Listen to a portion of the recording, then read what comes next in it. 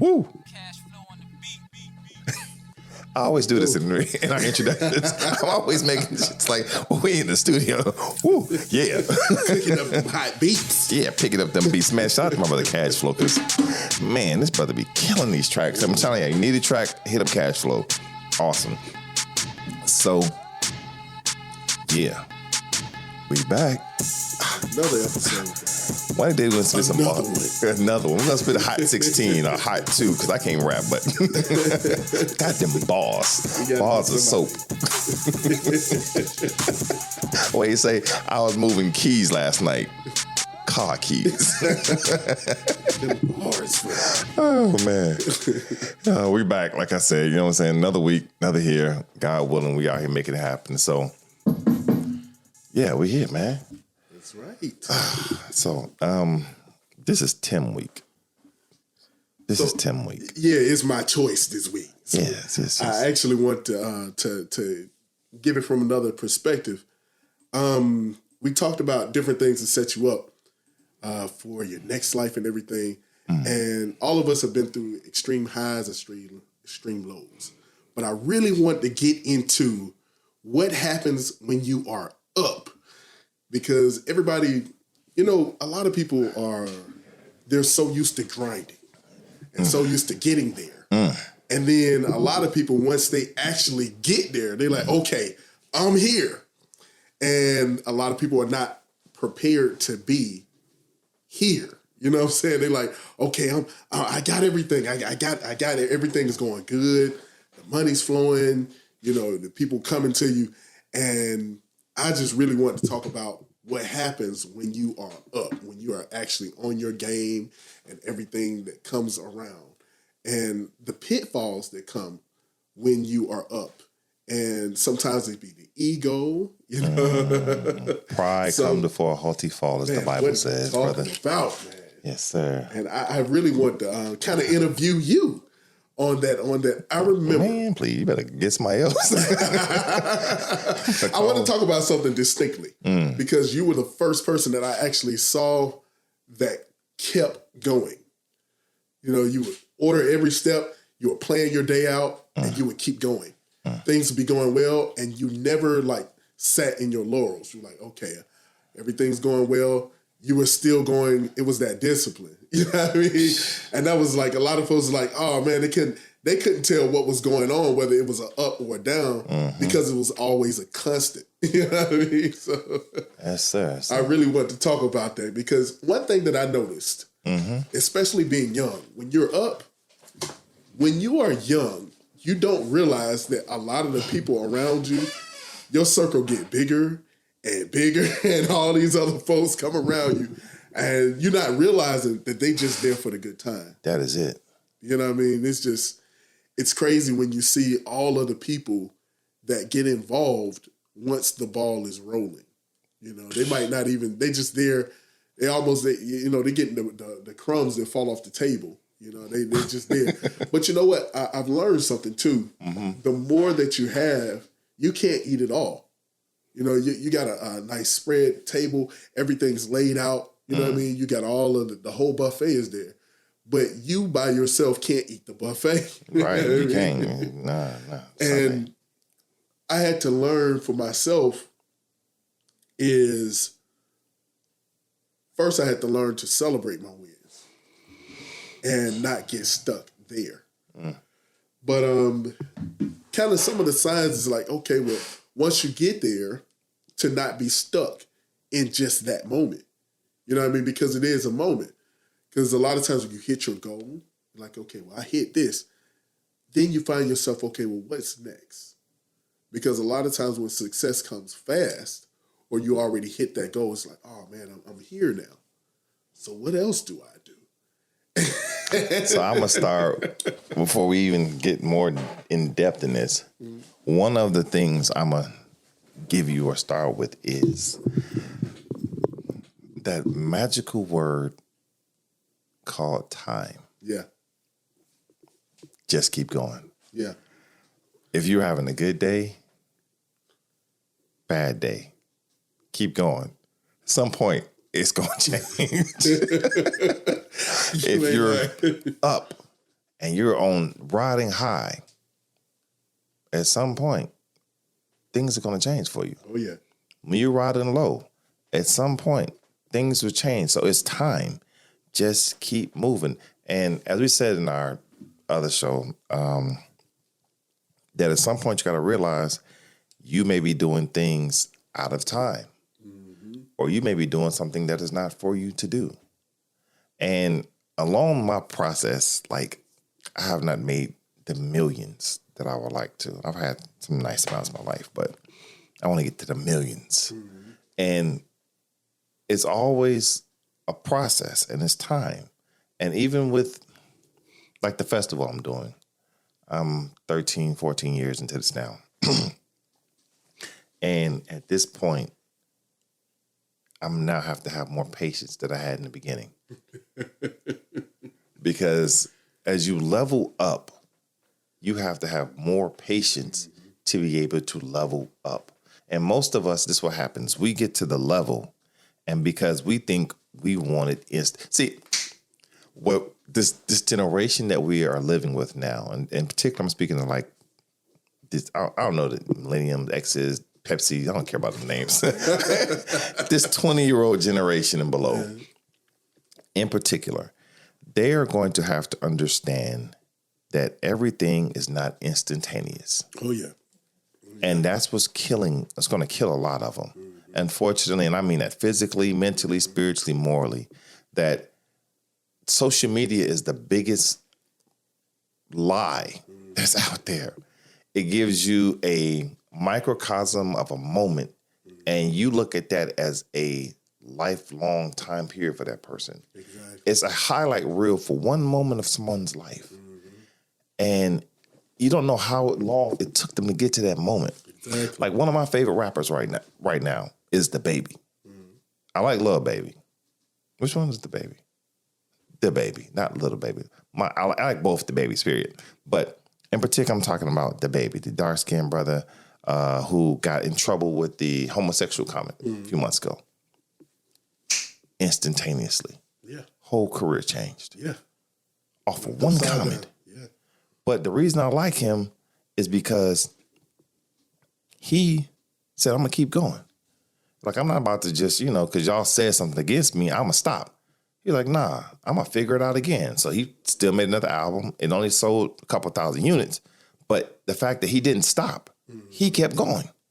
So he knew he had, all right, now in order for me to level up, now I have to figure out how to get back to where I was before on a better way. And the leveling up is always the issue.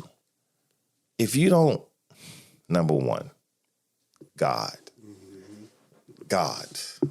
Yeah, that's true. If you don't have that man at the center and the focus of your life, it becomes very difficult to do anything.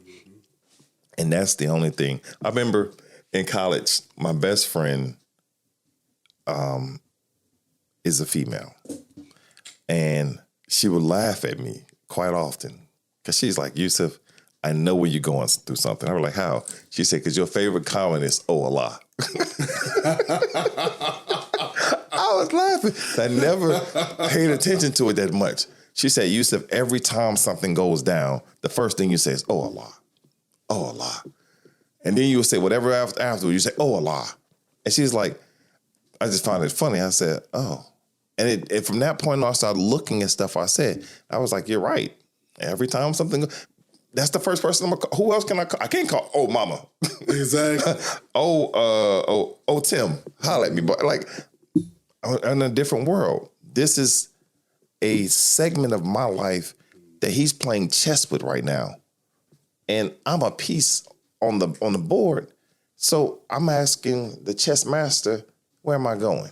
Exactly. But going back to the conversation that we had also, is that too often we've been doing things our way. That's true. And we got to sit down and ask some God, what do you want me to do? Exactly. He'll order those steps accordingly. It's funny that you say, because it shows where your mindset is. Mm-hmm. When things are going good or things are going bad, when you say, oh, God, some folks be like, oh, fuck. And that's where your mindset right, straight up. Oh, shit. And that's your mindset. But when you can make, God the center of your mindset for everything that you do, You know, he reveals stuff. He reveals a lot of stuff, especially when you're doing well. A lot of it is confirmation on what he said a long time ago. You know, especially if you know you're going about it the right way. And that timing, like people want something so instantaneous. Brother. Like if you notice, a lot of the people who wanted that body instantly, and they got the BBLs, right? Now they're getting them taken out. Because anything that you've done yourself, it lasts. And anything that was instant gratification, let's say, okay, well, I'm finna get this instant meal. You get the microwave, right? And what comes with that? Sickness. A lot of people who've been hanging around with microwave foods, now they sick. And everything that they was trying to build up, their body and their health and their hunger, the gut is suffering. Life is suffering. The health is suffering because you wanted a quick meal.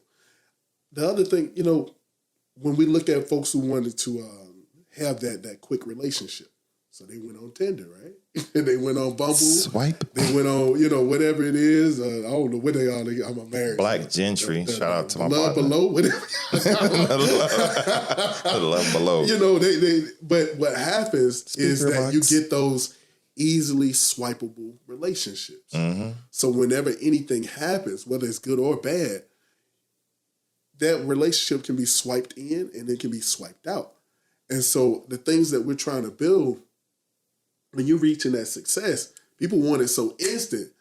But anything that you've ever had in life, it was never instant. You know, the things that you went through, a woman doesn't have a baby instantly. You see what I'm saying? Like, we don't get our lives. And when you're working out, it doesn't happen instantly. I wish it did. Good Lord, the stomach. You remember those weight loss pills that came out? Oh, man. Yeah, all people was dying off of them. Dying quick. They was working. Well, it was whatever it was. Fin and Redux. I don't know. Acid reflux. Fentanyl. You know, and it's crazy that Ritalin, I just had a partner that just died taking fentanyl without his knowledge. And wanted instant relief. And it cost him his life going about it the wrong way. So, you know, with the thing that helps is, you know, throughout success is the reason why you have it.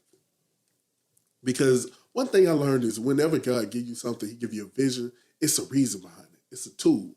It's not just for you to enjoy it. Like real leaders know that being in the position of leadership, when God gives you something, it's not a glorious position at all. It's the worst damn position in the building. You're serving more than anything. You got to serve all your employees. You got to make payroll if you own a business. If you're a part of an organization, you're the one that has to make things happen when everyone else gives up, and you're the one that has to keep going because people expect a lot from a leader. Not only do they expect you to lead them, but they will expect you to put them in a position for their next step. They're not thinking of it. Right. They want you to have all of that in place. All of that in place. And then when we talk about the leader, it's always funny how when people look at leaders and, oh, that leader's flying around, or he's there, or he gets to take this vacation. Okay, you see, again, the highlight reel. Yeah. Because that's the part they put up there for you to see. Oh, he's taking a vacation this week. Oh, he's gone this week. But you didn't see for the past 6 months, when you went home to go to sleep, he was still at the office. When you went on vacation, he had no vacation. Exactly. Because he had to make sure that the money was there for you to take your vacation. Exactly. The bonuses that you got for Christmas, well, he busted his ass all year in order that everyone got a bonus. He got a bigger one, but he had to do an extremely extravagant amount more work in order for you to get it. You're doing them 80 plus hours a week. Right. And you doing 40 and you barely doing your 40 because you come to work and you be in the bathroom smoking and playing off. Like, come on. Like, and his is focused work. It's literally work. It's not, I'm going to play on my phone for a little while and I'm going to do this. No. And it's funny because like we talk about that highlight reel, a lot of people don't realize you got people who go years without going on a vacation. I know. Trust, I know. It's a straight grind. Right. It's grind and it's grind. And, you know, just seeing those things to be prepared for your up. Because a lot of times when you're going through those things, when you're going through those great periods, that's the actual time for preparedness. It's like, okay, Now it's time for me. It reminds me of a story in the Bible where when they were going through the years of plenty, the 7 years of plenty. 7 and 7. Yeah. So here it is. You're going through this plenty, and you got to remember to store away something. You know what I mean? Anytime that you go on any trip in life, right? But let's go on a road trip. It's not just a straight road. You're not just going to keep going that way, and that's the way it is. Nah, you're going to turn left. Sometimes you're going to turn right. You're going to go up a hill. You're going to go down a hill. Unless you're on 20. 20 from here to California is a straight shot. It's a couple curves on them, but it's straight. But, you're going to have those things. It's going to be bumpy. It's going to rain. And those are the things to watch out for, because a lot of people, especially when you're young, you ask any entertainer, right? Or especially if they were in hip hop, that they will tell you that at times they feel like the money ain't going to stop. You know what I mean? All of them. Anyone who's hit it really big in business, especially if you open like some people open dropship early, and they're getting them numbers constantly. And they're like, okay, they got the numbers and they got them orders coming in. And sometimes you might go through a period for months where you're seeing big numbers every week. And it feel like it's not going to stop. Then, boom, COVID. Or maybe you positioned yourself well and COVID was great for you because everybody's open. But, it's always that one thing that happens. Or, boom, then a parent gets sick. Or a child gets sick. Or, you know what I'm saying, maybe you go through a relationship woe. Or technology changes and now you got to change your whole business model.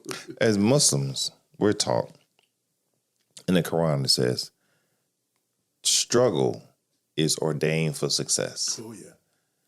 And most of us want to overlook that part of the struggle. We want the success. And it also says another part of the Quran, you may not like a thing, but it may be good for you. And you may like a thing, but it may not be good for you. Look wisely into it. And again, going back to the things, we want this, but it's not for you, partner. Go over there. Yeah. We want the success, but we don't want to work for it. Yeah. So going back to I want to make sure we stay on point with the conversation, because we fly all over the world and we come back at a certain point. But the time of manifestation, the time of loss, the time of development, the time of growth is all in time. And you have to know how to act according to time. That's true. If you're developing, you can't be partying. And this is what happens a lot of time. When I see, I don't like the word small business. It's very disrespectful, because it's disrespectful. A developing business is growing, and they hit that boom drop ship, like you said. They got all the money coming in. I've seen them doing, not this in particular, but they're doing very well, and they got all this money coming in. And I'm like, man, bruh, God is blessing you. Take the money, invest it, flip it. Oh no, man, I'm about to go on this vacation. What the fuck is wrong with you?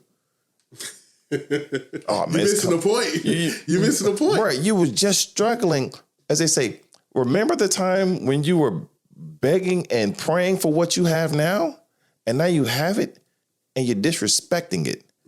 God gave you what you wanted just to see what you're gonna do with it. Yeah, and you still deflect and mess up the prayer that He's given you.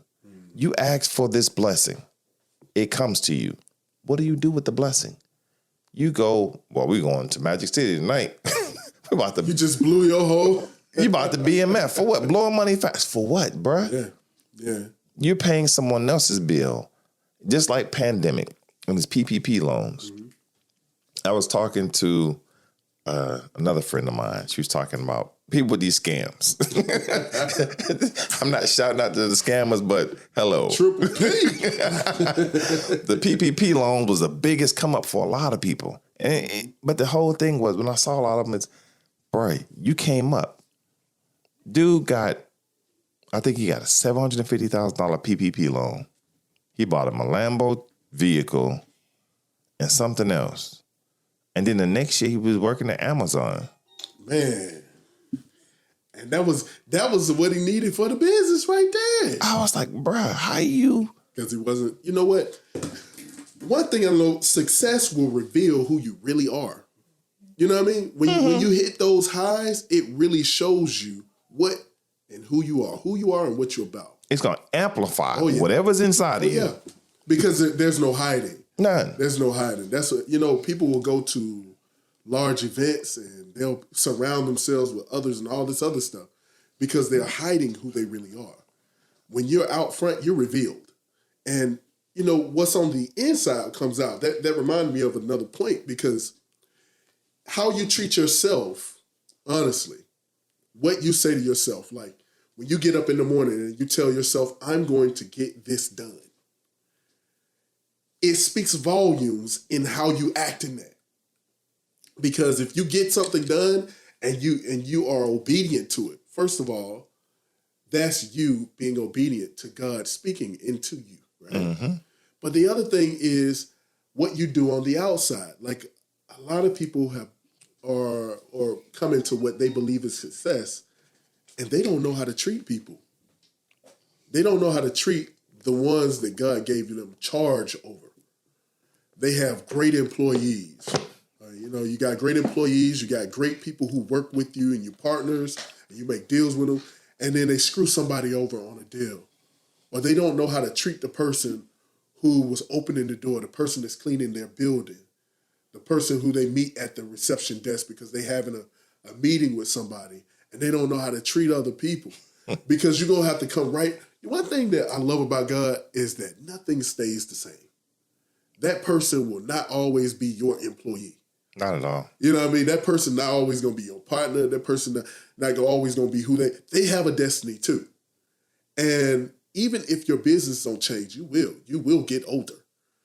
Technology will change. The times will change.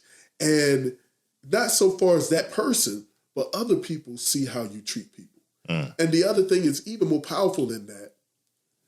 You understand what you're doing.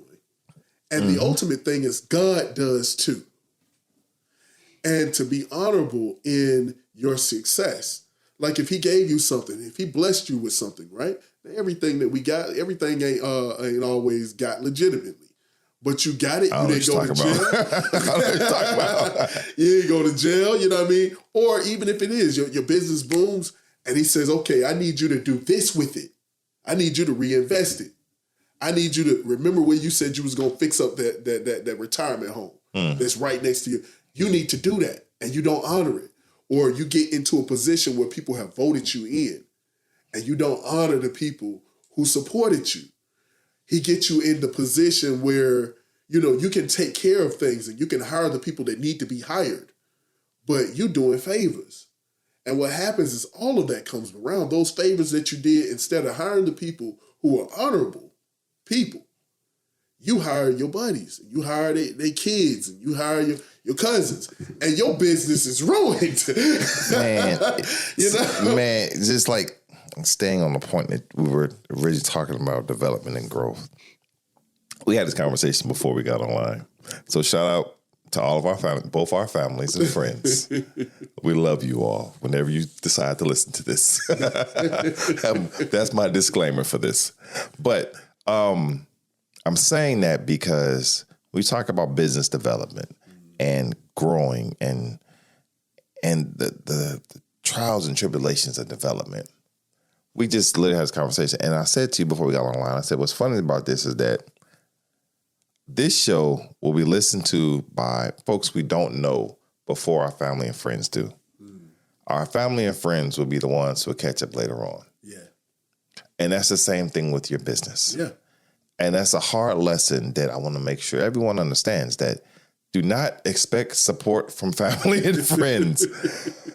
They're good folks, and you might have 1, maybe 2 in 10 who gonna jump down and help you out. That's true. However, most of them will not jump on until later on. And it's not a bandwagon jump on. It's just that they know you, and have to swallow. Familiarity breeds content. It does. And the more they're familiar with you, the more people get to know you, the more people around you, they don't really, it's like, all right, that's him. He got another they thing don't doing. know you. Right. You know, they know the version of you that they grew up with. That's it. Or that they put you in. You know, even Jesus couldn't do that. Right. Oh man, That's Jesus, man. Come on. Hey, Jesus. You know, Hey. it's the same thing with us. And the thing about looking for support for family and friends, that's not their job. That's not. That's not your market.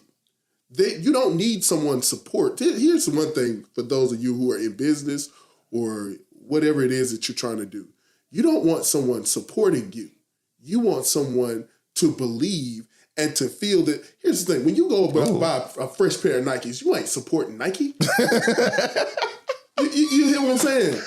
You hear what I'm saying? When you go in, you said, man, I'm hungry, man. I'm finna go out. I'm finna go out to this nice restaurant. I'm finna take somebody out. We finna go. You're not supporting anything. What you're doing is you're consuming what you feel is worthy of your dollars, of your time, of the thing that you feel of your strength, right? Right. So you don't want anyone's support. What you want is someone to feel that you are worthy and that they want to do it. They thought about you because you do good work. They thought about you because that's who they want to talk to. That's who they believe in. They believe that you're the right person for the job. Not, oh man, I'm finna give you a handout. I'm finna help support you and help. Nah, you're trying to get to that next level. And the thing is, if you're in the apple business, you know what I'm saying? You get fruits. If somebody likes meat and they go, I'm gonna get a piece of fruit from. Nah, I don't need that. I need somebody who love fruit. And they go, you know what I mean? I'm finna go buy fruit from you. You know what I mean? And that's the thing that you have to understand. Now, the thing is, once you get there, I hate to say that, but people, oh well, now you want to come around it. No, it's not that. They're celebrating into your success. That's it. And that's your mindset. That's your mindset. Of course, you have to recognize the snakes that are around you. Yes. Because there are people who do that. You know what I mean? You get these cousins and aunts, and your spirit will let you know. But the other thing was some people are cheering you on from afar and you don't even know it. Some family members and some friends, they're cheering you on, but that's not that. They don't need to buy a house from you right now. Not at all. You upset with them and you're a realtor. They got a house. What do they need yours for? Nah. Go find someone. So this is my thing about business. Find the demand, become the supplier. That's business. Supply and demand all day. Supply and demand all day. All day. And too often what we try to do is create a demand. And it's like you being in the middle of the desert and it's hot as hell out here. And all of a sudden you want to start selling hot tamales. Nah, bro, that ain't gonna work. The demand out here is water. Find a way to get some water out here. You'll be rich. Yeah. We want to start, I want to sell hot tamales out here. I want to sell hot peppers out here. Or, you know what? I think I may sell coffee. We need coffee. Everybody needs to wake up in the morning. Yeah. Bro, we don't need that. Yeah, you selling something don't nobody want. Right. It's not, it's like, and if somebody want it, it's probably the demand ain't big enough. Yeah. So you try to go jump into something because you like it versus this is what's needed. Exactly. And that's the thing about business. Business is a no feelings type thing. Yeah. This is just mathematics. Yeah. 1 + 1 = 2 all day long. That's right. I don't care if you carry the 1, subtract it. 1 + 1 is always going to equal 2. Business equals you buy the material, you find a person to buy it, you sell it to them, you get your money back, you go back, take the money, reinvest it. We go into business too often with what we want to do, what we think is cool. And that's one of the biggest things that I had to learn about doing the festival. The festival is my way of learning. Every business class I've ever taken, they got in other business. I've got in the clubs, I've got in the restaurants, I've been into promotions, artists. I've been in a few businesses, but the music festival, promoting concerts, that business allows you to see every scope of business at one time. And the biggest thing about it is you can't do what you want to do. Yeah. I remember I wanted to do a concert with this old school artist. And I was gung-ho. Why? I like the artist. Mm-hmm. I want to do this concert. It's what I want to do. And I said, well, I got to go get this money up. And I go ahead and start moving stuff. And then I'm halfway through it, and I'm not generating enough of it off of it. And then somebody was like, why are you taking that artist to Alabama? Have you looked up the statistics of this artist? Nobody likes that artist in Alabama. Why are you doing this? Well, because it's a bunch of people, and it's a small, I can make, but bruh, no one even listens to this artist out there. I didn't have to sit down and think about it. It's like, you're right. Yeah. The supply, just because it is a supply of an artist, don't mean the demand is there for that artist. Exactly. Take him to someplace else that they want him at. Exactly. Take your feelings out of this. Take your feelings out your life. Take your feelings out your business. Take your feelings out your relationship for the most part. Everything that you do, it sounds cold-blooded. No, but it's the truth. That is. Because a lot of people don't understand to go where you want it and go where you need it. When it comes to business, relationships, all day long, family, when it comes to anything, the thing is, when you are successful, in order to continue in that success, you are reinventing yourself every day. Every day you're a new person. Every day you're a little bit better. For those of us who are geared towards success, you're fine-tuning. But the thing is, you're going to go to what calls you, where you're supposed to be. If you're selling ice cream and it's February, you know what I mean? It's like, well, I'm just that good. But where you need it. Some of us are in the places where we're not needed and not wanted. And yeah, you might have been successful there at this point in time, but at this point in time, this is where you need it. Or here's how you can change this so that you can provide what's out there.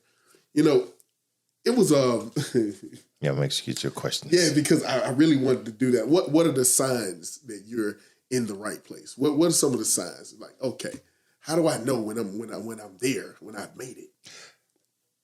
So every person, every situation is differently. I'm being honest with you. Mm-hmm. Your sign of success is different from my sign of success.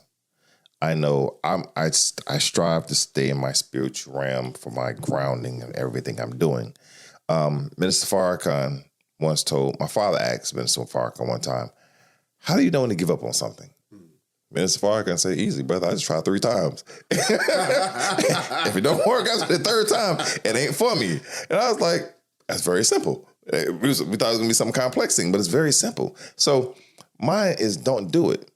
If I've tried it, and it may not be the time for it. But when I've measured my moment of success or what it is first of all, I got to know where I'm going. What are my goals? Exactly. And this is the foundation of everything. Now, you may have a list of goals, 10. If you don't hit all 10, it's not always guaranteed. You may hit 5, you may hit 8. Either way, are you hitting the goals? Because if you're hitting your goals, then that means you move towards the destination you were traveling towards. That's true. On the destination, there will be bumps, there will be kicks, there will be probably a pitfall somewhere on that on that ride. But if you climb out that hole and keep moving, you're trying to get from California to New York. You can take, I guess, Route 66, whatever it is. You take whatever route you're supposed to go across from California to New York.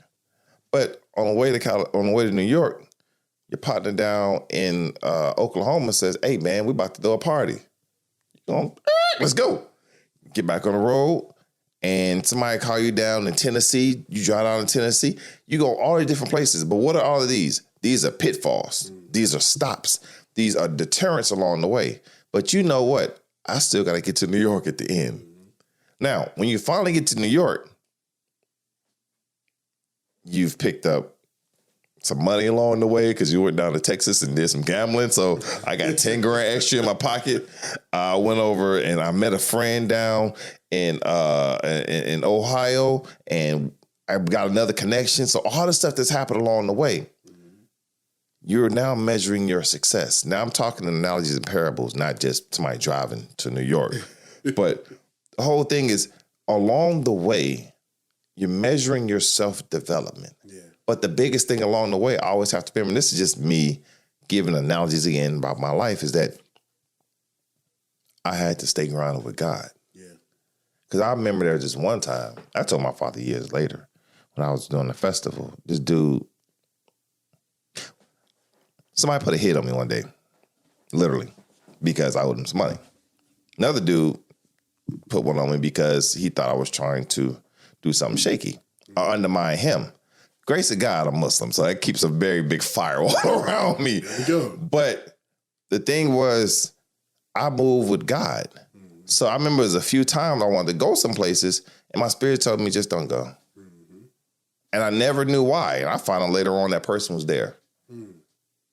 Again, walking with God along the way of these things keeps you where you're supposed to be and doing the moves. And too often we move in our own path, in our own, this is what I feel.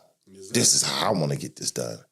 And when you do things in your way and you want to get it done, and the end result is malarkey, you can't blame no one but yourself. But yourself. Because you didn't, along the way, God always is talking to you. And he's always telling you, hey, stop. That's a reason why. You shouldn't be doing this. You have to listen to that still voice inside of yourself. And a lot of us are not silent enough to listen. You know, a lot of us don't, you know, I read something that children listen to you all the way up to 13. And then from, then on, you don't know what you're talking about. I like that one. In the mid-20s, they start to listen again. And everybody goes through that. You know, it's 30s now, about his 30s. But everybody goes through that. You know, you go into that time of life, you're like, man, they really knew who they were talking. Whoever raised you or that advice, you go through a period of time when you find out, oh man, they knew a lot more than what I thought. You know, there's a lot of wisdom here. And even as generations, I've seen us go back into the old wisdom of what people used to do before there was a such thing called a computer or an internet or anything like that. All that wisdom that was there, it wasn't lost. We weren't listening. And a lot of us have not read. We haven't done our research. But it's there for us to kind of get back on. And a lot of times it's within us. All that experience is still in the DNA.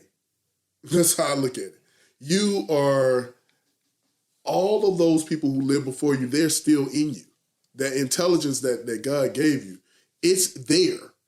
But are you listening to it? You know, a lot of us, we spend so much time doing things that have nothing to do with us. Like I see people who are successful, but they're looking at someone else's. And it's like, wait a minute, God allowed you to hit all your blocks, check all your marks on your book. And you can't enjoy it because you're looking for something that wasn't even meant for you. You know what I mean? Yeah. And it's important for us to understand that once we're there, to enjoy it and to move on. But like you said before, a lot of people, they don't get there because they're not willing to do the work. You want the flowers, but you weren't even willing to plant the seed. You planted the seed, but you weren't willing to water it. You ain't go out there and pull the weeds out the grass. Pull the weeds out. You know, it takes maintenance. Yes. And to keep the flowers, it takes the same level of maintenance. You don't just have a nice yard and then decide, you know what, I ain't gonna never cut my grass no more. I ain't gonna never do nothing about them wood bees. And this is the same thing. I'm deviating just a little bit just because it's my little thing. This is the same thing that happens in our relationships. Yeah. And I always, I love doing this show with you. It's two different mindsets.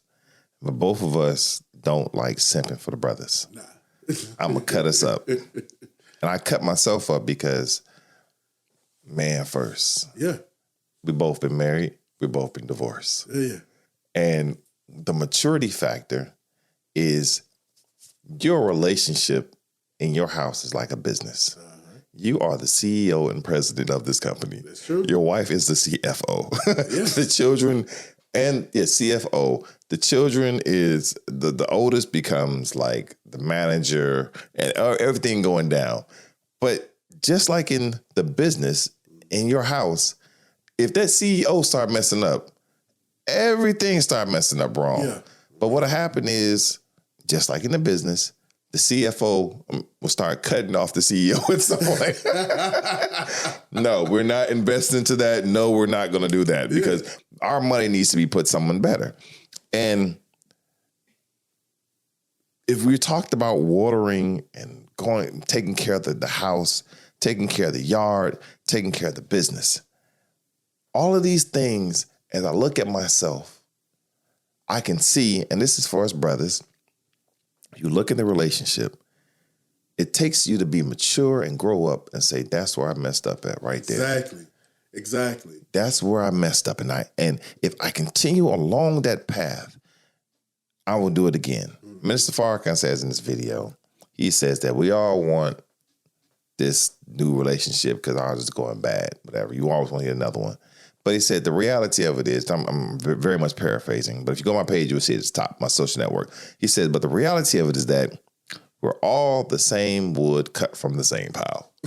So what you find messed up in one relationship, you're going to find messed up in the other relationship. Yeah. So you might as well get it right. And, it's funny to hear people say, well, I'll just get this and I'll just get that. What it is really a self-check. Oh, it's a self-check. When you're dealing with a relationship or you're dealing with anything in life, if something goes on, which things happen in life, we planned a beautiful outing for my mom. It's going to rain tomorrow. Bruh. So that don't mean it's God's fault. It ain't the weather fault.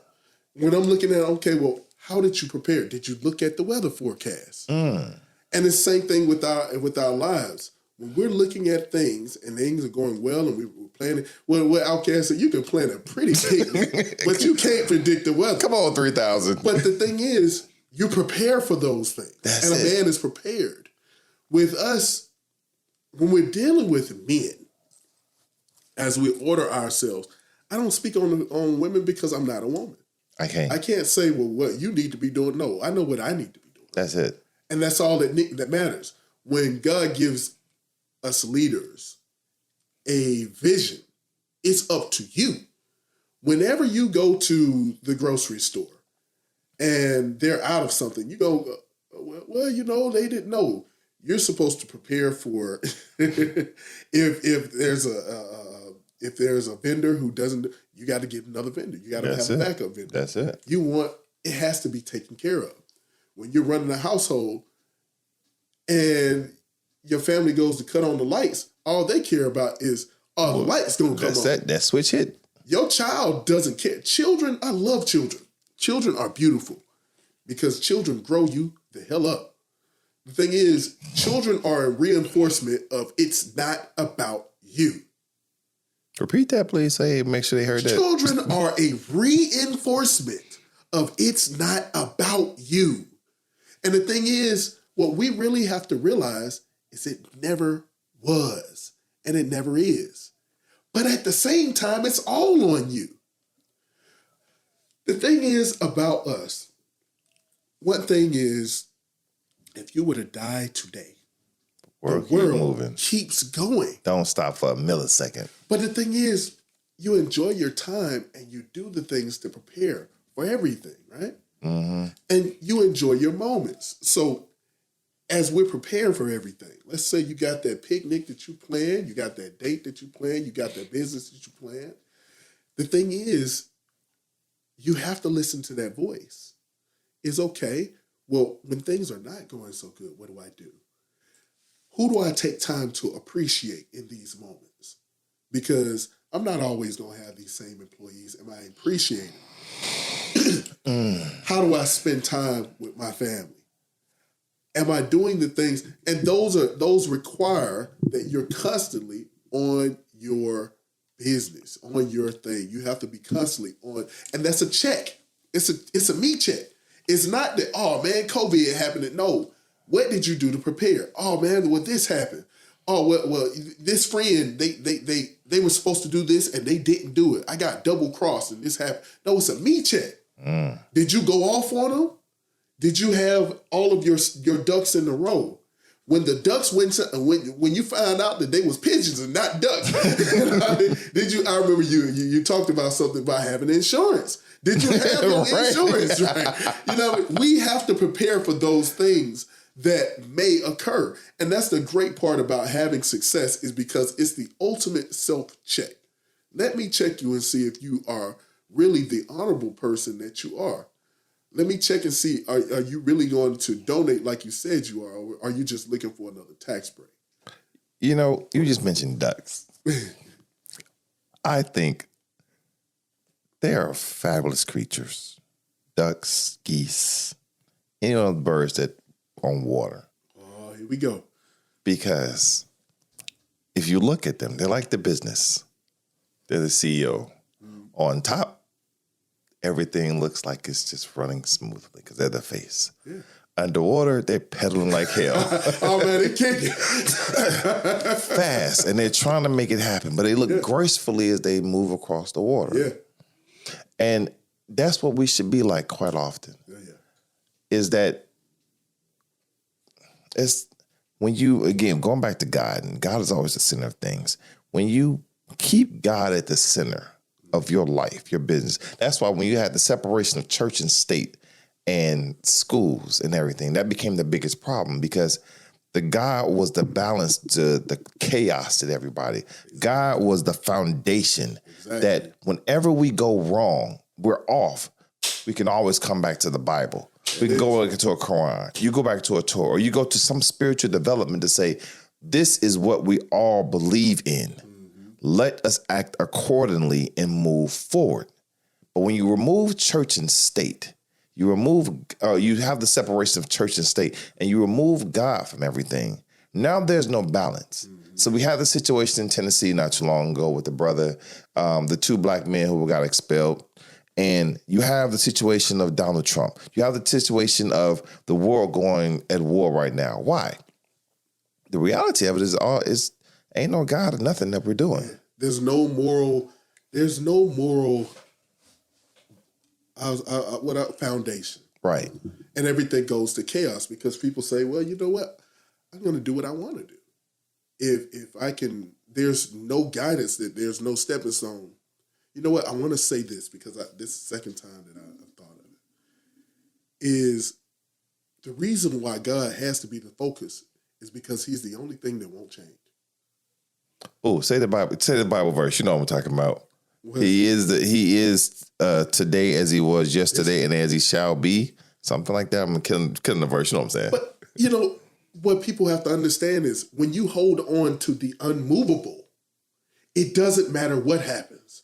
That's the foundation when you say you build your house upon the rock. And that's just a metaphor to saying you build what you're doing upon the thing that will never change. Let me tell you something, men out there, young men, old men, whoever you are. People will change. People say, oh, well, numbers don't lie. Well, if you're in charge of the numbers, you can make the numbers equal whatever you want. Talk about Enron. People say, "Oh, well, men lie, women lie, numbers don't." Oh, numbers can. I can make them lie. I can make them lie. But the thing is, when you are on the thing that's unmovable, when you hold on to what God said, okay, well, here's what I'm supposed to. Here's my purpose. Here's what I am, success or not, because those relationships will change. The relationship that you have with your children, it will change because they won't be babies. They won't be teenagers. They won't be young adults. You are not going to be the same. So the relationship is always going to change. When you're in business, if you are a Blockbuster, right? The market is not going to stay where it is. If you are in politics, the culture of the country is not going to be like that forever. You're going to have up periods and you're going to have down periods. It's things that's going to happen that's beyond your control. But the thing is that you hold on to God, the thing that is unmovable. It doesn't matter what is going on because those principles and the foundation of what God is never changes. So no matter, even your mindset, we change. A lot of times we are not the same people that we started off to be. You might, especially when you go into different things in life, you used to be bright-eyed and bushy-tailed. Bushy-tailed. No. I just want to love everybody. I'm just going to give my money away. Right. Everybody is just, I'm just going to do. No, it's not like that. You learn how to be studious. You learn how to have thick skin. You learn how to give. You learn how to take. You learn when to let people go. You learn the spirit of discernment. Oh, man. Very much. Discernment and decision. Right. Like, nah, and you learn to make decisions quick. But the thing is, you know, I really want to speak on the success and the things that it carries. Because when you're successful, people not only watch you, but they mimic you. Bruh. And the thing is, what are they mimicking? Because a lot of people, well, I'm not a role model. Yes, you are. You're somebody's role model, no matter who you are. The biggest thing I tell a lot of folks, but it's actually, I say that quite often on the show. The biggest thing I'm gonna tell, but in this situation, the biggest thing, what I would implore any person, find a mentor. Oh yeah, brother. When I say I have mentors, and this is the mentors that I have are giants. I plan to bring every single one of these giants on this show. And y'all be like, oh, how did you interview him? Because I've known that man since I was 20. I've known the man since I was 12. And you don't always respect someone because, like they say, you can't see the forest for the trees. Mm-hmm. You're so close to the sun that you're not, you're not respecting the light. Mm-hmm. The heat that's on it. Like, I have a mentor who is a giant. And for years, he was just like, what's up, uncle? That's it. That's it. And everybody would be like, oh man, that's like, that's man, whatever. Whatever, man, let's go. And we're going to his house. This is just family friend. But as I got older, now you're looking at this man like, damn, this brother he's a god. Not recognizing what's in front of you. Right, like this is and now as I'm getting older and they're older, I'm now trying to go back and catch up on everything. Yeah. That when I was younger, I was like, man, I'm sitting down, getting more information out of them because I heard a saying when I was younger that when an old man dies, a novel burns. Oh, yeah. And all these novels that are out here that have not been recorded, that are not being appreciated, especially, I love Black Atlanta because these Black folks changed the trajectory of the whole United States with Black people. We're the only place that has had a Black mayor for like 60 years straight. Yeah. No one else can say that. No. But in doing that, we've also changed the trajectory and the landscape of how we see ourselves as Black people, how business is supposed to be taken care of. We're not somebody's subservient. We're coming in as bosses. We've grown. It's the whole thing is set up for the development and the advancement of us. That's right. And then when you go outside of the city and you see what's going on, it's like, man, that same person that, that's just Uncle such and such. They come to them, they're like, oh man, you know him? Yeah. Like, I give one that's very easy for me because I don't want to give names because I want them to come onto the show.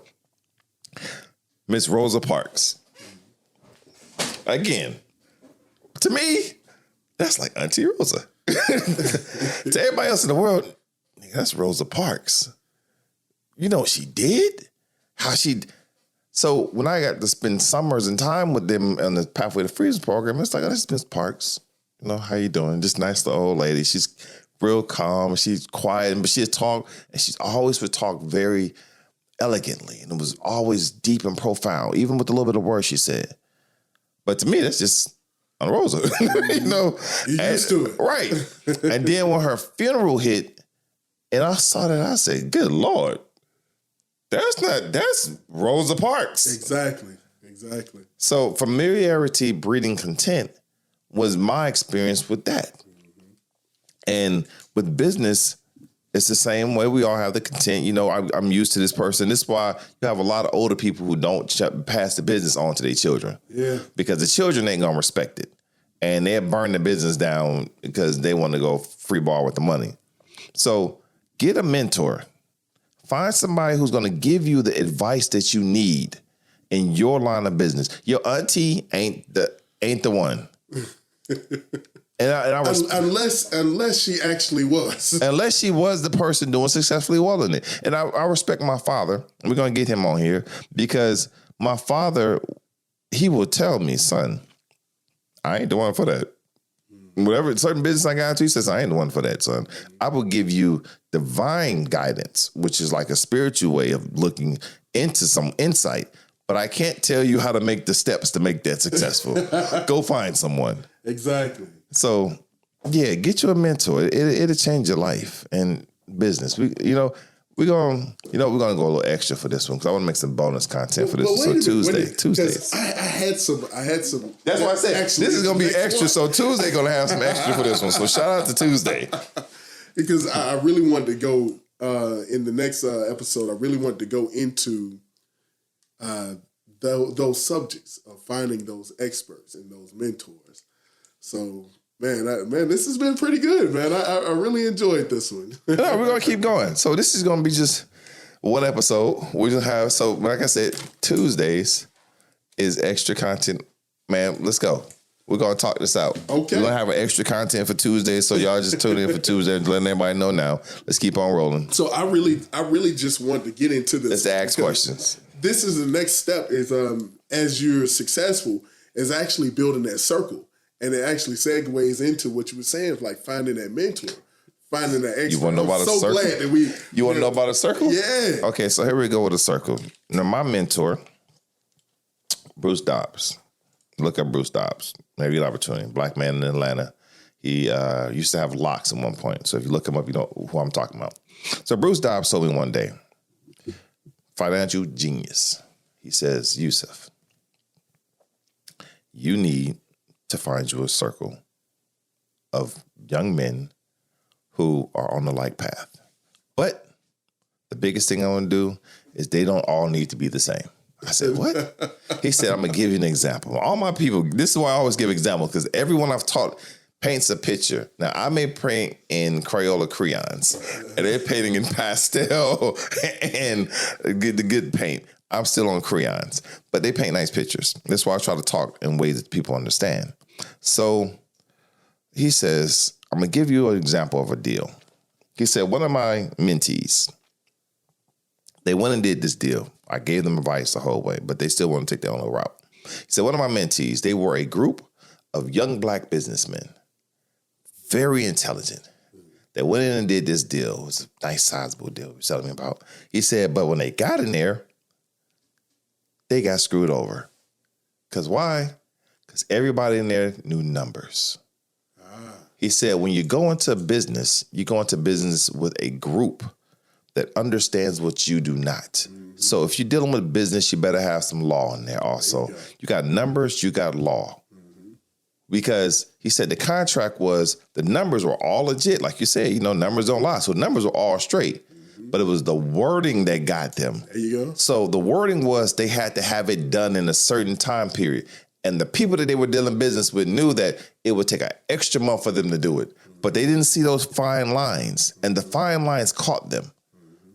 So when you go into business, we always try to go on with our buddies. Oh, we all went to business school together. We all went I'm partnering them. Yeah. We're going to go all in together because we all do this. That's cool. That's nice. But it's always another side of the business that you don't know. I'm telling you. So and they say you don't know what you don't know. Yeah. And you don't know what you don't know until sometimes you get busted in the head. But sometimes you don't have to get busted in the head. You can just go out and talk to people. Exactly. And they'll tell you, hey, son, you need to get you a lawyer. Mm-hmm. You need to go get you a you need to get you somebody who knows astronomy. Why? Because, okay, if you start building this during this time period, the sun's moving. So you have to understand that. So it's a bunch of things that you don't know until you get into the business. It's funny to having that. It's almost like when you're building a house, you can't build a house with everybody at Brick Mason. Right. Somebody got to do windows. Somebody got to be an That's the best electrician. example. Somebody Right. got to understand the. And you know, one thing that I've learned is people have to know how to value people. Like understanding that someone has the gift of speech and of having what they call the common touch. That's a skill that everyone doesn't have. And it's a valuable skill to understand that you need to have someone in each place, but knowing what those places are. Right. You know what I mean? This is a puzzle. Having a mentor that knows that, okay, these are the spaces that you have. Right. And too often I say we in particular as Black folks, because we get into the business. And I'm going to give an example again of a young sister I was once getting into this business. And I was telling her, go talk to this person. She was like, no, because they look at me as I'm a rival to them because I'm getting into the business. I said, no. Did you sit down and talk with them yet? I was up under them for a while, but did you talk to them? That's the difference. So too often we go into the business, and because I sat down and talked with you and I was working with you, okay, that's different. You come work for me. You're an employee right now. Exactly. So I'm not caring about nothing besides, did you get the job done? All right, cool. And you get upset with me because he's too strict and he's stern, he's not doing it right. Well, I'm not caring about none of that stuff. Because that wasn't your position.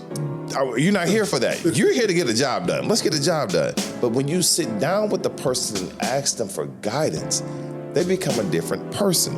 And too often what we do, especially our generation, and this young group too, is we go in and we try to cut down everything that's been done before us.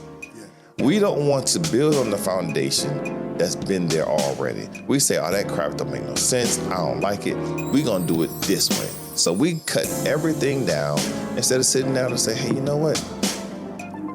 You built this restaurant and you've been successful for 20 damn years. How did you do it? This is Tim Hargrove, known as Nuba. Tune in for Cocktails and Conversations every Friday, 7 p.m. on all streaming platforms. Subscribe, like, and tell somebody.